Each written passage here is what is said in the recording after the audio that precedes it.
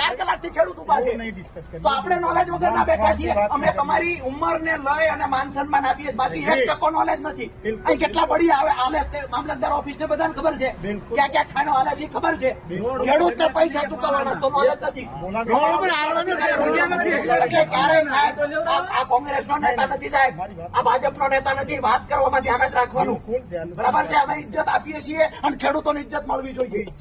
બરાબર છે, એટલે એવી રીતે નહીં શીખવાડતા, ને કાયદા નહીં શીખવાડતા. ખેડૂત છીએ મતલબ કાયદો ભણીને આવ્યા છીએ.